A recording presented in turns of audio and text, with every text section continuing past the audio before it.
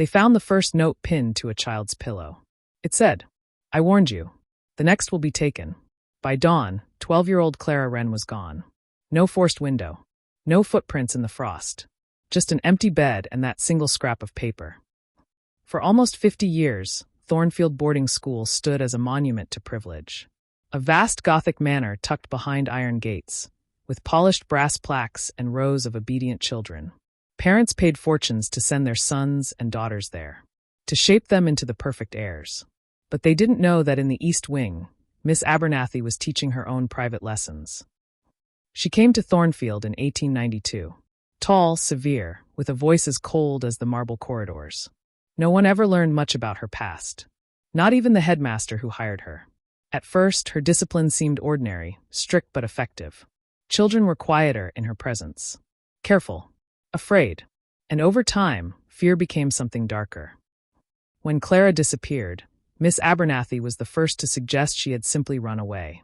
After all, Clara's family was strict. She had always been delicate.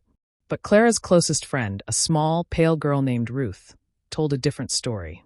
The night before Clara vanished, she woke to see Miss Abernathy standing over Clara's bed, one hand pressed against the child's mouth, the other clutching a vial. Ruth's testimony was dismissed as hysteria. Children imagine things, they said. So nothing changed. And within 2 months, another child was gone. Then another. Each time, a note was left behind. "I warned you." When the local magistrate finally ordered the school searched, the staff insisted there was nowhere a child could be hidden. Every closet was opened. Every attic was checked. Until one constable noticed a patch of floor beneath the library rug that sounded hollow. They pulled the boards away and revealed a trapdoor. Inside was a stone cellar lined with 4 narrow beds, each perfectly made, each pillow holding a note. "My lessons are complete." They found Clara Wren in that cellar, barely alive.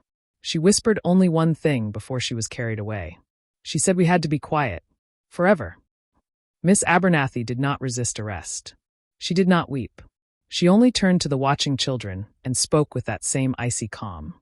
They were never safe. Not one of them. Her trial was swift. Her conviction certain. But her motives were never fully understood.